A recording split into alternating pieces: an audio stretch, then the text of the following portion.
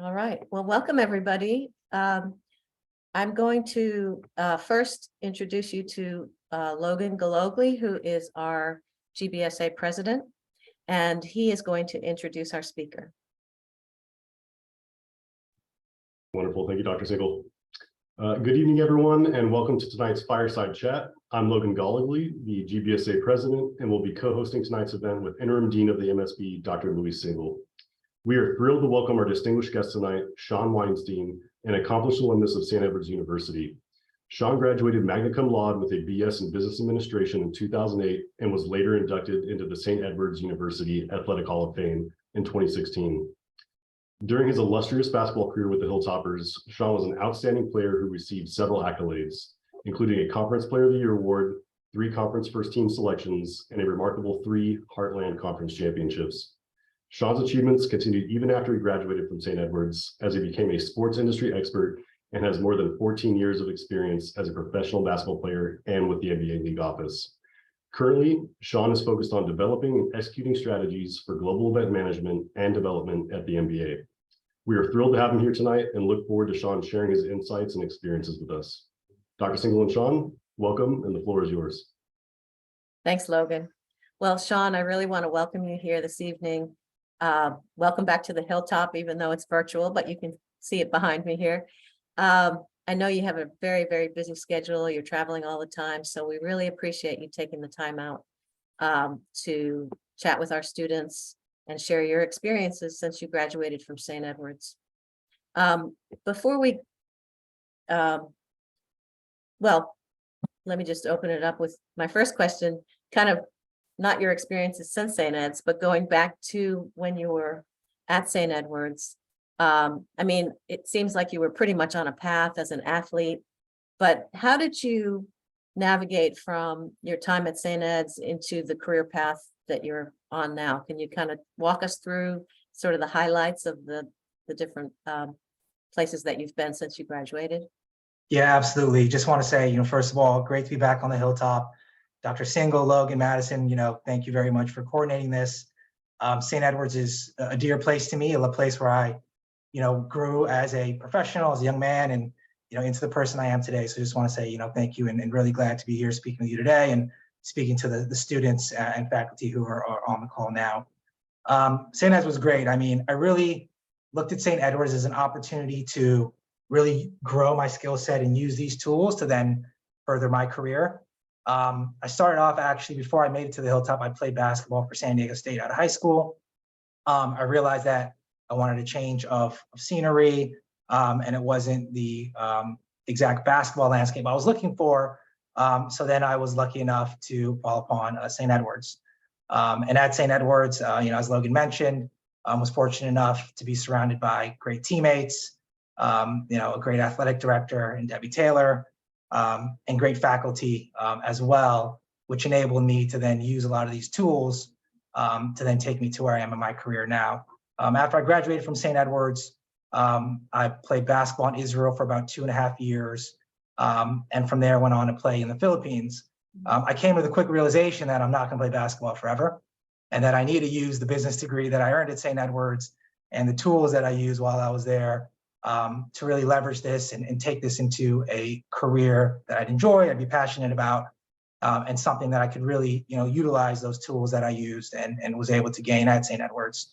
So while I was overseas in the Philippines, I co-founded a business, really focused on events and sponsorships and utilizing a lot of the relationships I had working with brands and different partners to really put something together and really develop a resume. So when I was done playing, I would be able to use that and then come back and, take that into an industry that I really enjoyed, which is the sports industry. Mm-hmm. And so when you reflect back on your time on the Hilltop, can you think of any particular highlights of things that you learned in the classroom that you've really drawn on in your journey since you stopped playing basketball and went over to the event management side? Yeah, I think there's a lot of things I could touch on that really apply to that. And one, I took a communications course with Dr. Ortiz and really focused on how to communicate. And I think that helped me a lot in terms of what I'm doing now as an event manager. You're really developing relationships with all the people you work with on a day-to-day basis. And in that course, I really focused on, how to format emails, how to follow up with people, the way to do it the right way where you can get things done and push things along, but also do it in a respectful way where people will actually trust you and want to work with you and collaborate with you. And that's a highlight that I take from, my years at St. Edward's, and, I really focus on today, and I really take pride in these relationships that I've built. Things happen fast in event management. There's really 3 stages. It's, the planning stage, the on-site stage, and then the post-event stage. And throughout all those stages, you're using these communication tools to really work with everyone from, someone on the ground to someone that, you're working with day to day in the office, to maybe a vendor or a partner that you'll speak to, once a month or once a week. And so having those different strategies and tools where, you know how to communicate with different people at different times, and really focusing on their wants and needs, and really making sure that they're accomplishing their goals, and along with you accomplishing the goals for the business. Those tools that I learned in that communications class really proved to be strong for me, looking back at it now. Was there anything at St. Ed's that you now wish you had taken, maybe outside of the business curriculum, that would have come in handy, but you didn't, or something you wish you knew more about? Yeah, so I always said if I had a superpower, it'd be to know every language and to speak every language fluently. And I obviously don't have that superpower. But if there's something I could come back, and I think it'd really be trying to learn a language and be fluent in that language. A lot of my work is global. I've traveled the world. I'm headed to Abu Dhabi next week. I spend a lot of time in Mexico City and China and in various parts of, of the world. And, being able to really communicate with people, and being able to fluently speak a language is something that I wish I would have went back and been able to hone in on, whether that was Spanish or Chinese, or Arabic or Hebrew. Just really focusing on one language where I could really say that I'm fluent in this language and not piecemealing it. So if I could go back in time, that would be it. Yeah. So when you travel, have you had a chance to do any kind of advanced training on like dealing with cultural differences and things like that, and how to interact in different countries? Yeah, so I took a course at St. Edward's, International Business. And international business truly prepared me for a lot of the things that I've seen and faced working in a lot of these different markets. Understanding culture is very important. Understanding business culture is very important. And we focused on a lot of those tools and those courses at St. Edward's. So it was funny. I could confidently say, like, coming out of St. Edward's and then focusing now on these roles that have a lot of global facing travel and business meetings, that I was prepared and I felt confident going into those meetings, knowing that, these courses at St. Ed's really prepared me for what to expect and how one region could be totally different from another region, and to really do your research before you go in. And I think that's one thing I really took away from St. Edward's is every region is different. A lot of cultures are different, even though they have similarities, but really learn the business culture and really focus on those things before you step into meetings, before you greet. Just little things that sometimes you don't think about that now are top of mind. Yeah, that's great. And it's great advice for our students, because it's been a challenge, these last few years to have the students go study abroad and get that experience. But we've been trying to bring as much through Zoom that will give them some global exposure as we can. And now we're in a position where we can start having them travel again. Did you study abroad at all? I guess you probably couldn't because you were playing, right? Yeah, I didn't study abroad, but I traveled quite a bit for basketball. And I always say basketball to me is one of the best platforms and connectors in the world. You could put a ball out there and you don't have to speak the same language. You don't have to look the same. And you could go out there and connect through this game and then become lifelong friends through it. And I've been able to do that. I spent time in the Philippines. I spent time in Israel. I spent time in Germany, just all these different countries playing basketball. And through this game, I can now say I have friends in each of these places that I can rely on, that I can count on, because we all have the same commonality, and it's teamwork, it's collaboration, it's this goal of winning and sticking together, and playing something that we really enjoy. And so I truly believe that it's the true connector to a lot of people, and it's enabled me to be able to experience a lot of the things that I've been fortunate enough to throughout my career. That's great. So I'm going to kind of take us in a slightly different direction now. I hear from students a lot today, and it seems like even more so now than in the past, that they're very, very concerned about, I got to know exactly where I'm headed. I got to know exactly what I'm going to do with my life. And they get very stressed out about that idea. And, from my perspective, I've got a lot of years of hindsight behind me that I can, sort of try to talk to them about that. But what would you say about, well, let me ask you this. When you were an undergraduate, did you think you had your path all figured out and know what you wanted to do? Did you feel like, and then if you did, does it look different now from what you were expecting? Yeah, that's a great question. And I can confidently say that I had no idea what my path was. I think at the time I thought I was going to play in the NBA and be the next Kobe Bryant. But then I came with a quick realization that was not going to happen. And so then when I did, I think my mindset shifted.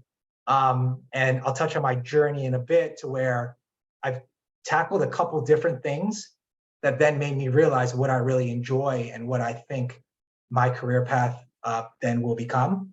Once I shifted my mindset, I started to think, okay, how can I start to gain tools through different experiences to then utilize those, so whatever I want to do, I'm prepared. And I'm a big fan of preparation, and I really preach that through a lot of the things that I talk about. And as long as you're going on your journey and along your way, you're picking up a skill set and you're picking up a tool, right? Like, let's say you have a toolbox and you're trying to fill this toolbox, and I'm going to pick up a hammer, and then I'm going to pick up a screwdriver, and I'm going to pick up a drill. And so if you can pick up these little things through all your experiences, as you're moving through these different things that you're trying in your life, you might think, hey, I love photography, I want to be in photography. But what's the skill you're going to learn from that, right? Is it creativity? Is it innovation? Is it coming up with some collaborative way to create a new technology? And if that doesn't work out, it's okay. You've learned, you can now grow. And in your next venture or your next job or your next career or your next project, you can use the skills you learned or the skills that you said, hey, I need to get better at this, and then apply those to your next adventure. Mm-hmm. And so for me, I started off, even at the MBA, I started off in programming, which is content strategy. And we really focus on a lot of the relationships with our broadcast partners internationally and domestically. What I do today is totally different. I'm in event management now. And so, yes, I work with them, but it's at a different capacity. So my point is, as long as you can learn and grow and keep, building on your skill set and building this toolbox, you're going to put yourself in a position to be successful, because you're prepared through all these different skills that you've learned to then apply them to whatever you're doing next.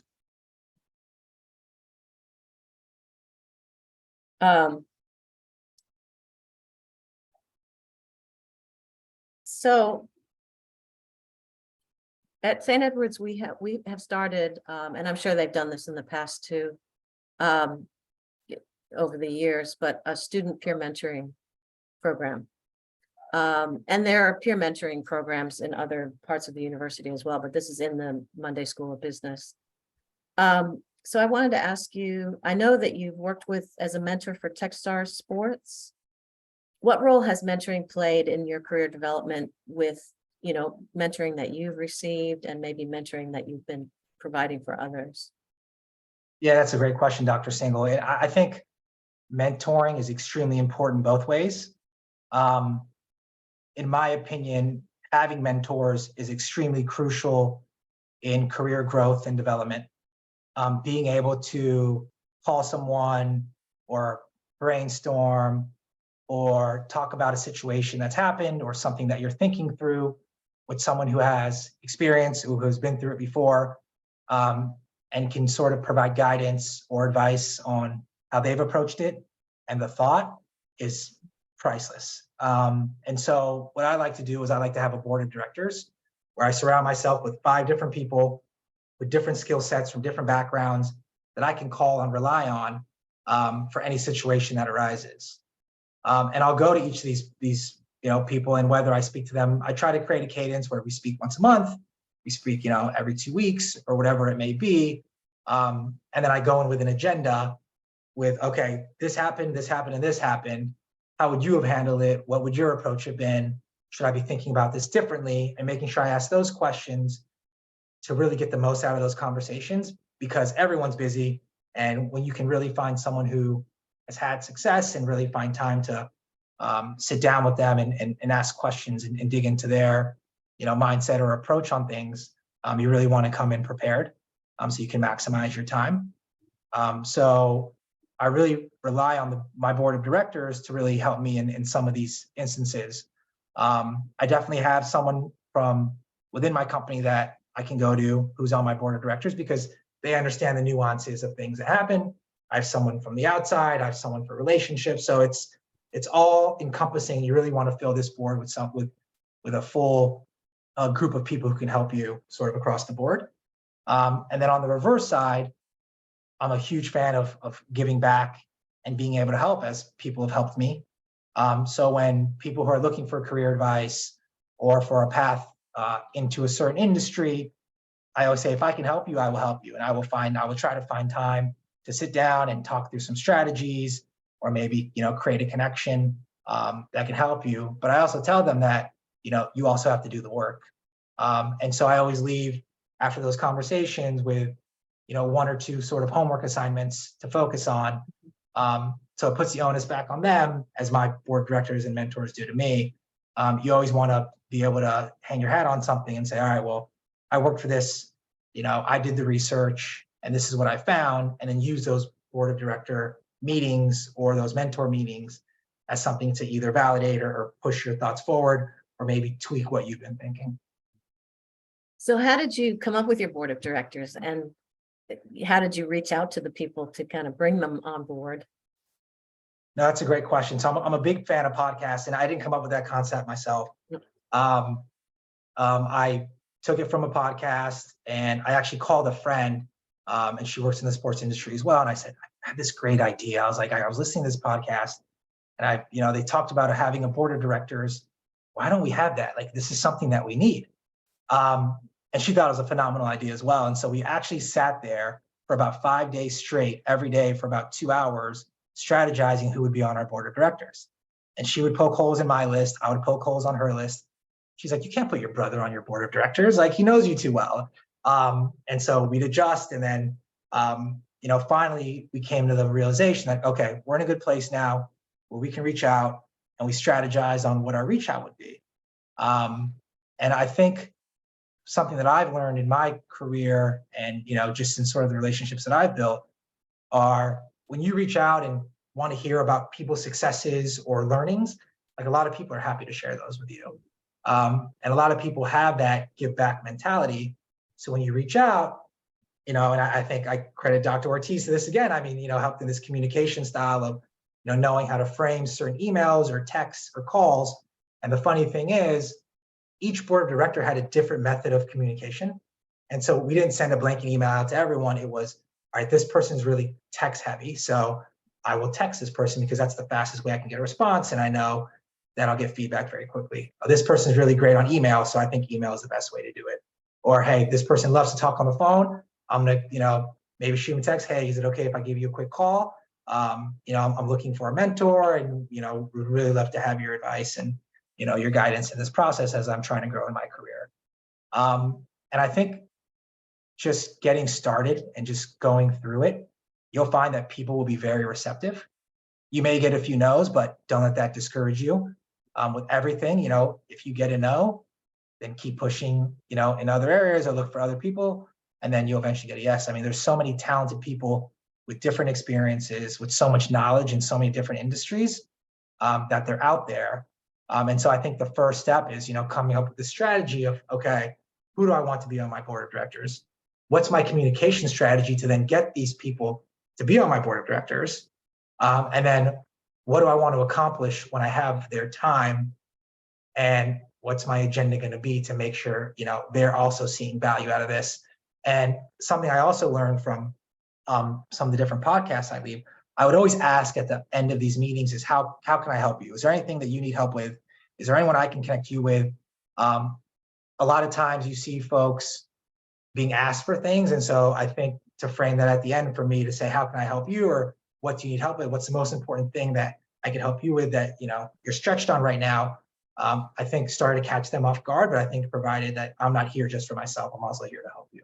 Right. That's great. And that's great advice, because I think it's really important to respect the person you're trying to reach, and the advice about thinking about the best way to contact them and interact with them to make it as easy as possible for them. Otherwise, after a while, they're just going to be like, okay, no, I don't have time for this anymore. So that's great advice. What can you talk a little bit about the process of building your personal brand, and maybe how it sounds to me like you've given it a lot of thought, I'm guessing. What advice would you give the students to start thinking about that? Because I think even when they're in undergraduate, it's not too soon to start really thinking about, who am I and how do I represent myself to the world? Yeah, no, that's a great question. And the analogy I'm going to use is on the basketball court. And I think it translates very well. And when you look at sports, there's a lot of things that translate over from sports to the corporate world, to entrepreneurship, to the classroom. And, when we would talk as a team, and I'll talk about my St. Edward's days, what do we want to be known for? Like, how do we want to be, seen, like, are you the best rebounder on the team? Like, if you're the best rebounder, go and be the best rebounder. And, you're now building yourself as this expert in this field, which is rebounding, or whether it's defense or being the best shooter. And so starting to create, little things that people can start to recognize you for, it will cause them a little bit to remember you for those things. For example, there's someone I work with that I know that they're going to be the first one in the office and the last one to leave. And everyone knows that. And they're super hardworking. And they've built that brand for themselves of, they are the first ones there, they're the last ones to leave, and no one's going to question it because it's the reputation that they've built and what they've become known for.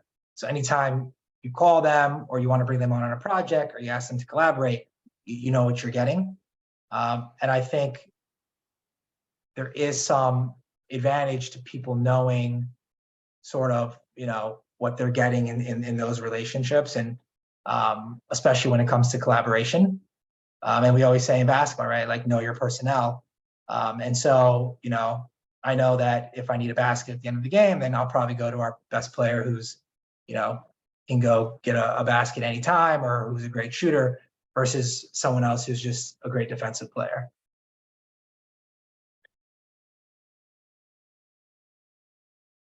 So, one of the things that is really central to our mission at St. Edward's, and I'm sure you're aware of this, is reaching the student to develop them, the whole person, the heart and the mind. And so we're very focused on social justice and societal impact. And I know that you're very involved in some organizations like the Israel Cancer Research Association and Dream in Color. And I'm really pleased to see that, because I'm going to credit St. Edward's for maybe building some of that in you. I hope that's true. How can you share how you got involved with those organizations, how you chose them, what they mean to you? Yeah, I mean, they're both very important organizations to me for different reasons. For me, I think it was important to be involved in, you have work, you have your, your personal life and your relationship, but also like doing something to give back, and being involved in things that are important. And I think everyone on this call, I think everyone has different things that are important to them. And so I think once you can recognize, what you're passionate about, what's important to you, finding time to participate in these things. And then again, you'll start to develop your network and different friends in those different areas who have those same passions, and those same feelings. And you can really strive to make a difference together. I think for me,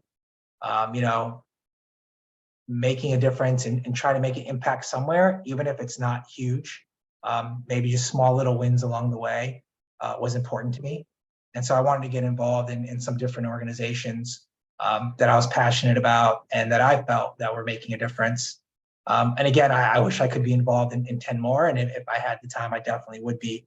But I definitely saw some opportunity and what the organizations were working on. I thought we're pushing for the right things. And so I wanted to be involved with them and do what I can to help, bring in new members, or, if it's raising money, or if it's, putting on an event, or whatever it may be, to try to help the organizations.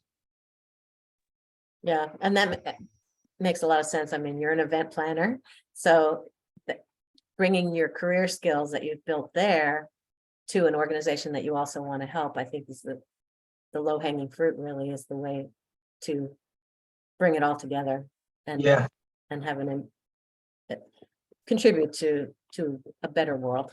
So. Yeah, definitely. And we've seen that a lot of people that have different skill sets will tend to bring those to the group. And so now you have all these different professionals who are experts in their own way. And then together you create this sort of synergy in this team. And now you're kind of doing great things together. And you're also learning a little bit about, other industries, and a little bit in the communications field, and then a little bit, in the HR field. And you'll see a lot of these different people from amazing backgrounds with amazing experience. And you're now working on these projects together, and you're making, you're trying to make a difference while doing it. So, it's a rewarding thing.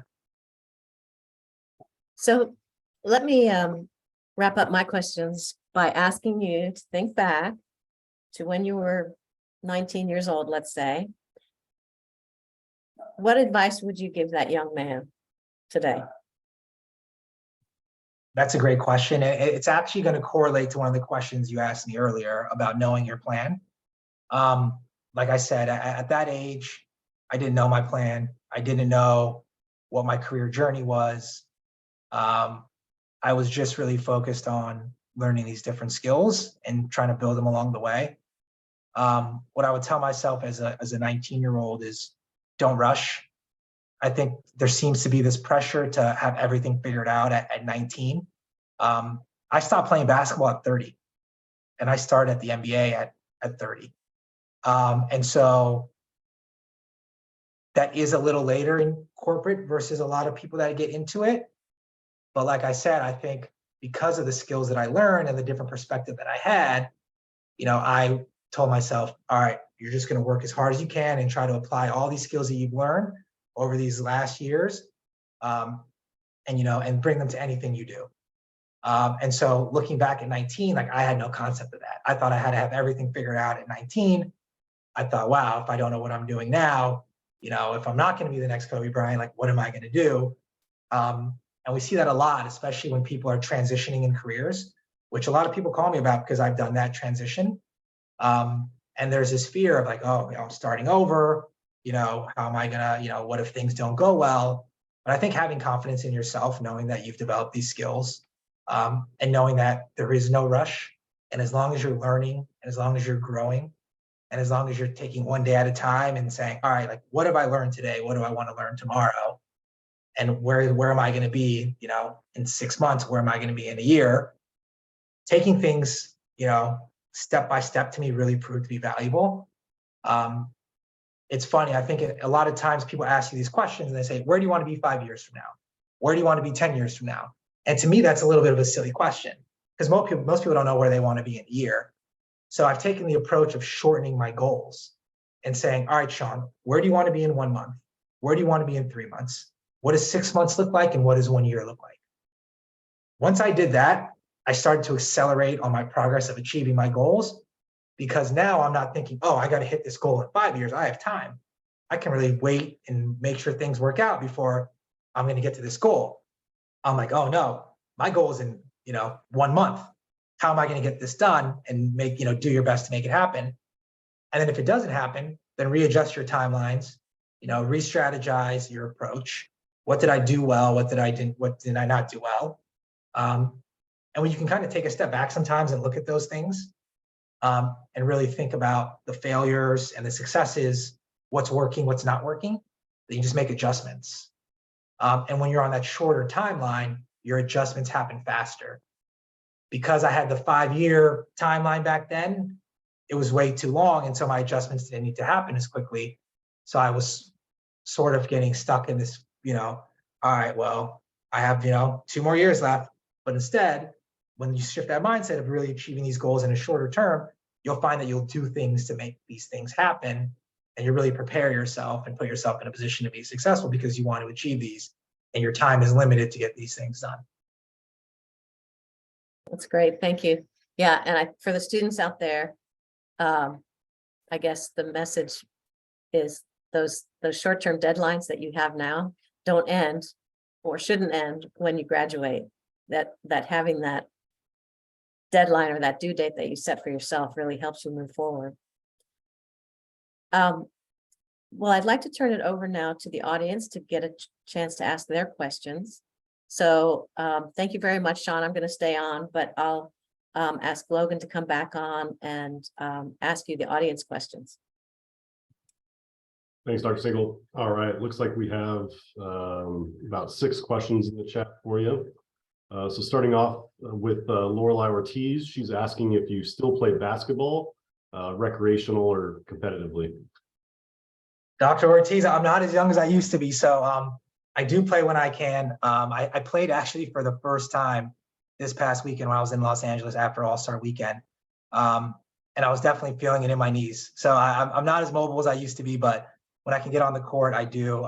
It's a great way to exercise and stay in shape, especially when you're on the road traveling. But if I could get on the court more, I would, but I'm not playing as much as I used to. Awesome. This is from an anonymous attendee. Have you seen more cases of career pivots to the sports industry from corporate America or vice versa?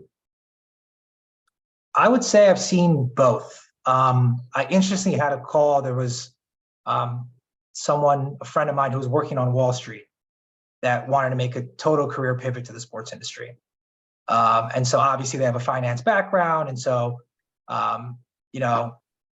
I did my best to connect them with other people that I've seen make that same career pivot. And it was interesting because when I started to have those conversations, I started to find a lot more people who've made that similar career pivot from finance into the sports industry. I've also seen a lot of people from the sports industry make the career pivot to other fields, like entrepreneurship, owning your own business. So I think everyone's career path is different. And, I think when you find what you're passionate about or what you like, I think, again, a lot of people making these transitions, they don't know if it's the right transition at the time, but they know that they want to make a change. They want to try something new. Maybe they've been working in the same job for 10 years and they want to develop more skills somewhere else or try something different.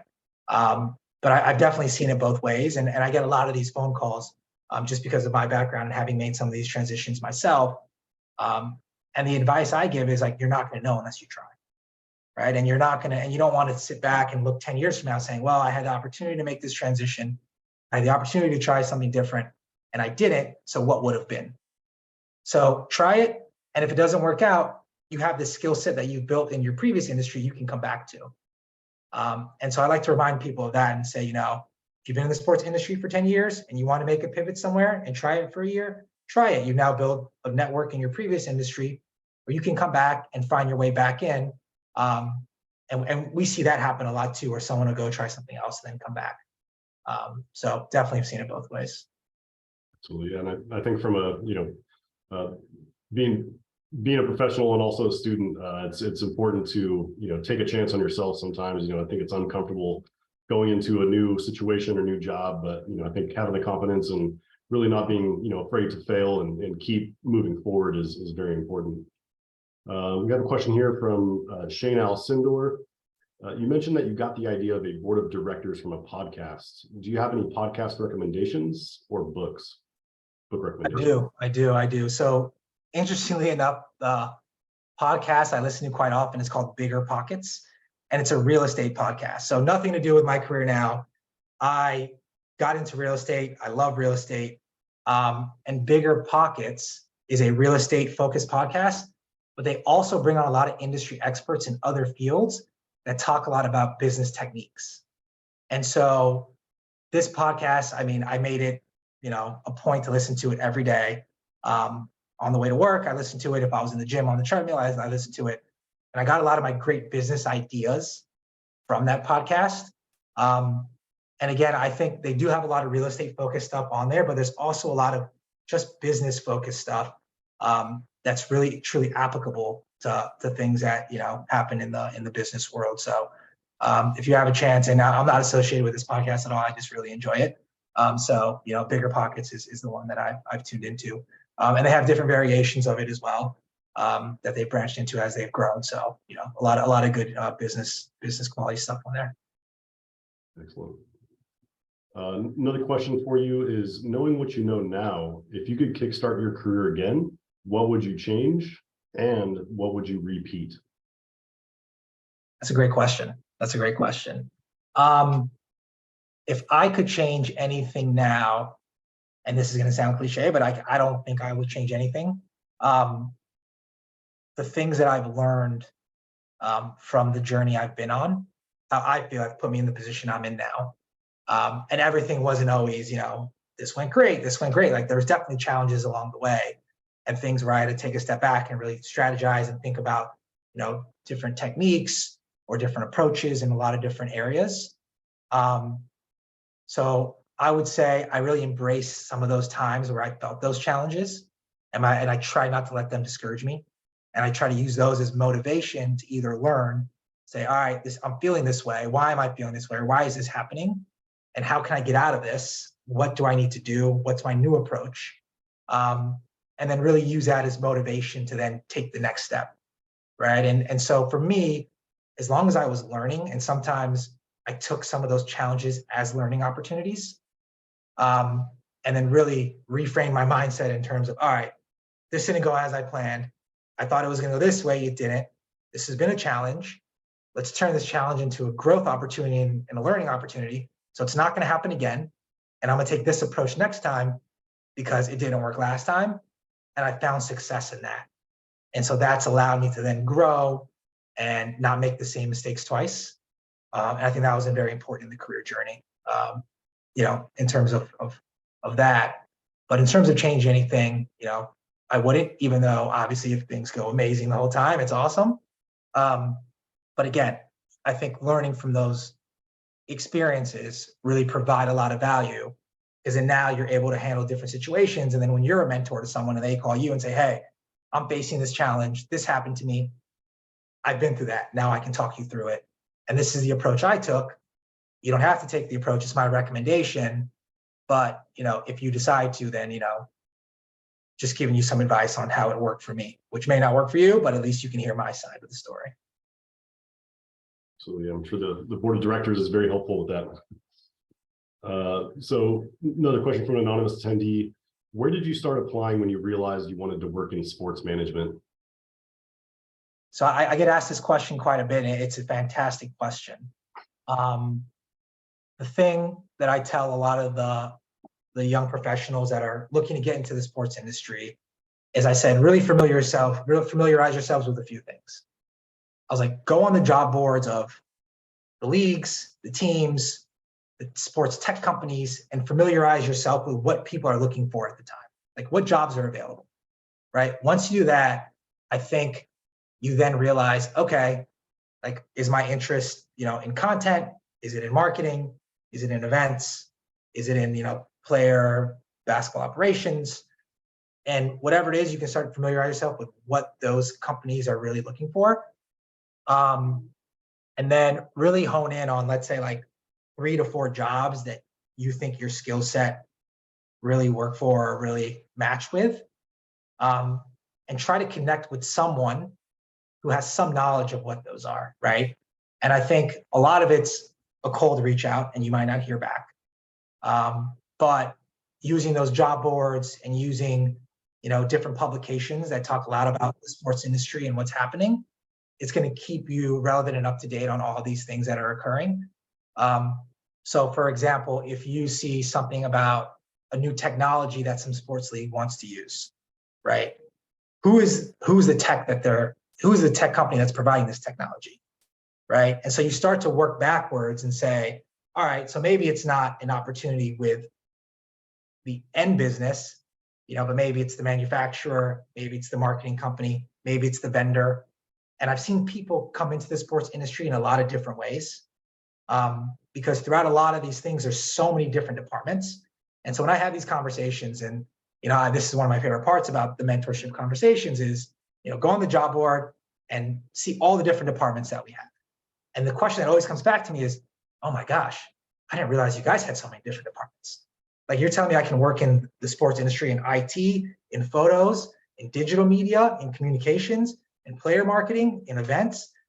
There's so many different things that there are opportunities to get into. And that's just on that side. Like, I haven't even touched on the operations side when you're talking about the venue, when you're talking about transportation, when you're talking about hotels. There's all these different things that the sports industry touches on, and they all merge together. And just becoming familiar with those things helps in those conversations. And then you can actually say, oh my God, my skill set fits this. Like, I would be a great fit in this. I didn't know it existed. Let me find someone maybe through LinkedIn or through Instagram, who has knowledge in this area, and see if I can, get a connection or see if I can get an introduction. And if not, then I think, honing in on those 3 to 4 jobs that I mentioned earlier and really applying for those, and being persistent and not getting discouraged if, things take time, is truly important. Throw a wide net. It sounds like there's a lot that goes into the sports industry that a lot of us without that experience wouldn't even think about. But yeah, that's great advice. Another anonymous question for you is, what are your favorite books on sports or the sports industry? So there's a great book. It's actually more of a psychological book, but it's a sports book. And Coach Marks, who was my coach at the time when I was at St. Edwards, every year he'd give us a book. And this is still a book I recommend to anyone who, comes to me in the business world or in sports. And the book is called Mind Gym. And the book really focuses on the mental aspect of sports. And a lot of these mental things can be applied to the business world as well. It's funny, I think for Christmas, like, I made sure each of my nephews had a copy. And anyone I talk to, the book that I recommend to them is Mind Gym, because it really focuses on how important this mental aspect is. Like, the physical is one thing, but if you can really master the mental or become great at the mental, then you're going to start to develop these advantages and start to see things differently. There's this analogy we use in sports. It's called being in the zone, and things start to slow down. So when you're in a game, sometimes you're like, well, he was in the zone or she was in the zone. Things start to really slow down, and it's almost like things are happening in slow motion. And it's like when a player can't miss a shot and they're just doing everything right. And so being able to really work on your mental a lot, which is, just like you go to the gym and exercise, the brain needs to be worked out too. And you need to have these mental exercises that get you through these things. And especially when it comes to approach, Mind Gym is a fantastic book for that. Excellent. Yeah. I know you brought up Kobe Bryant a couple times during our fireside chat, and I think he was a master of the mental element of sports and also business. So it looks like we have Coach Cook in the Q&A. He's telling us they're off to the playoffs this weekend and vying for a tournament bid. He wants to know what message you have for the guys that are heading into the post this weekend. Coach Cook, well, first of all, I just want to say congratulations.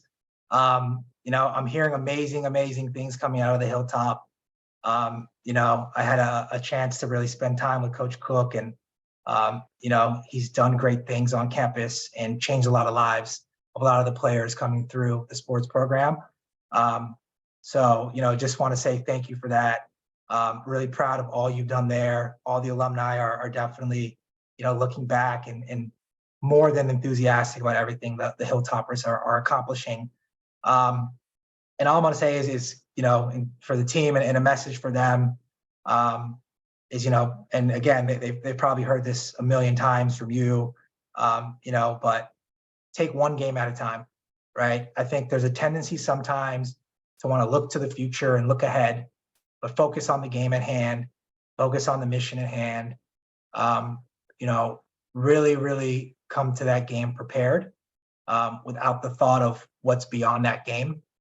And I think going into that fully prepared through scouting report and practice, which, Coach Cook is a master at, is really going to help guys stay in the present and really focus on that game at hand. And then if, taking that one game at a time, will then lead to success as you've had. So, just want to say that we're rooting for you. All the alumni definitely, are going to be watching. So good luck. Sorry, I can't be there. I'll actually be in Abu Dhabi, but I'll be rooting from afar. So Coach Cook, man, we had to catch up soon. Sorry, I was muted. Coach Cook has another follow-up question for you. What was your fondest memory from playing basketball on the hilltop?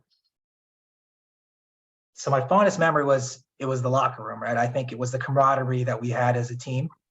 And I think this comes a lot from a lot of people who've played in the past, but it's the relationship you've built and the battles that you've gone through together and the adversity that you've experienced together, the fun times, the tough times, the bad times, the great times, really bonds you as a group. And being able to win and accomplish things together, and having those, we call them the locker room moments where it's, whether it's coach giving a pregame speech or it's celebrating after a game that you won, those are really priceless moments. It's easy to go pick up a ball and sometimes you can just go play anywhere, but to really have that time that I had on the hilltop was special. And some of these relationships I'm still in touch with a lot of the guys, even through today. So, I think those are special moments, and I think they're priceless moments. So, something that I look back on and that I'm just, fortunate I was able to experience on the hilltop. Excellent.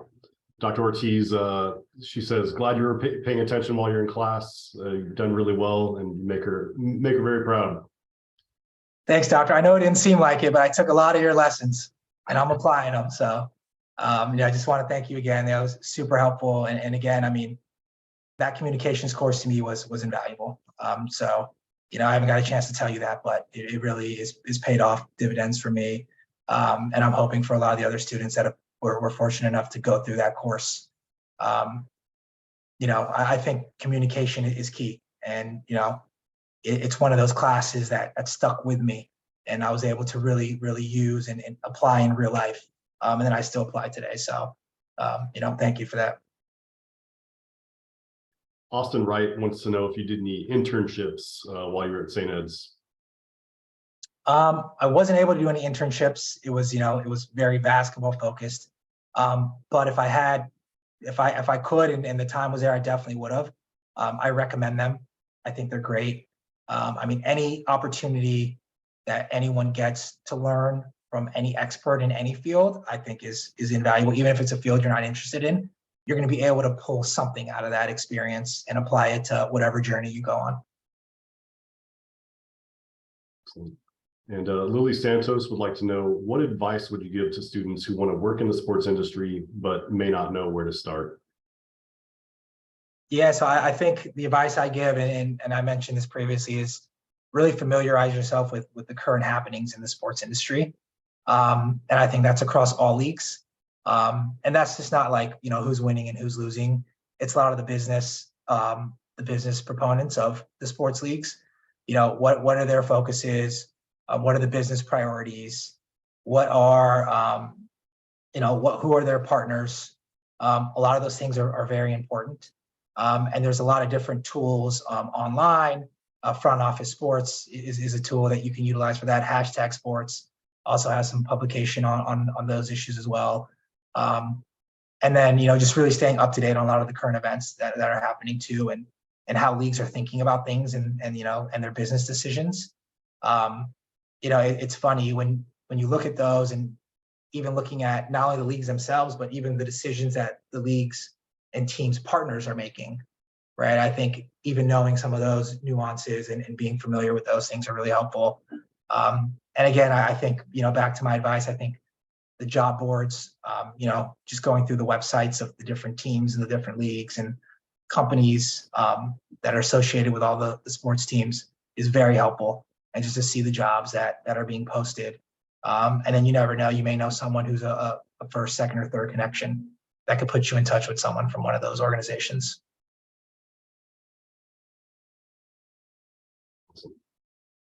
Well, looks like If anyone has any other questions, feel free to please throw them into the Q&A. But Shawn, I've got a couple questions for you. I come from the world of operations, and sometimes in the world of operations we struggle with creativity and kind of thinking outside of the box. How do you encourage creative thinking from your employees and coworkers? Yeah, I mean, creativity and innovation is something that is really at the forefront of our minds all the time. And I think it's taking a step back and looking at things holistically. And I think being able to articulate some of these ideas in creative ways, I think is very helpful, and not being afraid to put an idea on the table that may not be something that works, or you might get a no now but a yes later. And so I think the two things I like to focus on is one, coming in prepared and having it well mapped out. I think there's a big difference in saying, hey, I have this great idea, we should do this, or saying, hey, I have this great idea, this is my recommendation, this is how we're going to execute it, these are the next steps, and coming in with some sort of PowerPoint deck or Canva or whatever it may be to really present it and look like that there was time and thought really put into that idea. I've seen a lot of those recommendations and innovative thoughts go a long way versus, hey, we should do this. Okay, but have we done the background on the finances? How is this going to be structured? Who do we need to talk to? So it's asking those questions and getting those answered early on that I think would help in terms of pushing things along faster and getting these ideas, to the next step. Absolutely, great advice. What do you think is one or a few of the biggest challenges facing leaders today? That's a great question. I'm going to speak for myself, and in terms of what I work on, and in terms of what I've seen in my career journey. I think technology is moving fast, and I think you want to be up to date on the latest trends, but also on the latest trends in the tech world, that things that are applicable and that work.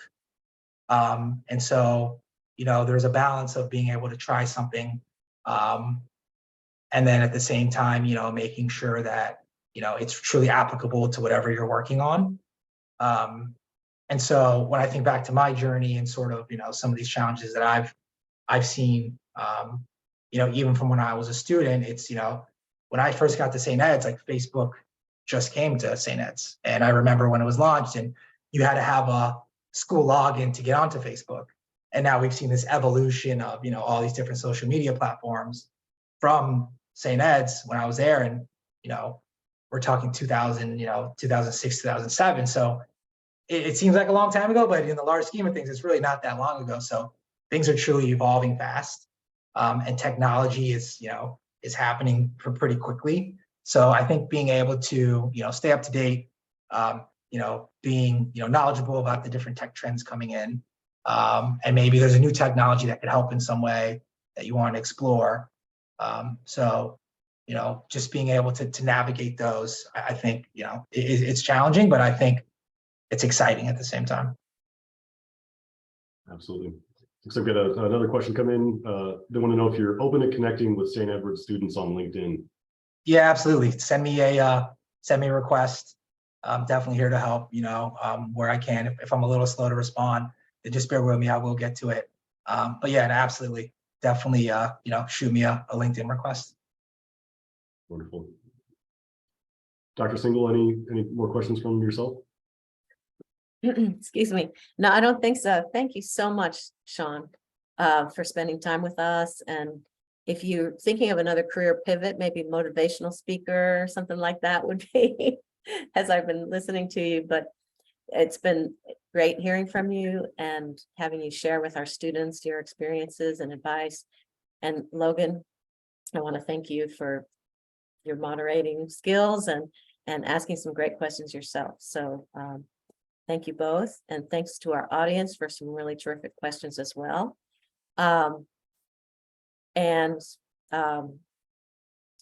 Madison just chatted her thanks as well. And thank you, Madison, for organizing everything behind the scenes for us. She's our event planner extraordinaire in the MSB. So I just want to wish you well, Shawn, and safe travels to Abu Dhabi and everywhere else that you probably have to travel in your future, and stay in touch. Yeah, no, thank you. I really appreciate you guys bringing me on here. This is fantastic. You've done a great job. You know, Hilltop has a dear place in my heart. So, you know, anytime I can help or, you know, make myself available, then just please let me know. Yeah. Go Toppers. Thanks so much, Shawn. Okay. Great today. Thanks. All right. Thanks. Good night, All right. Have a everybody. great one. Good night, everyone. Bye now.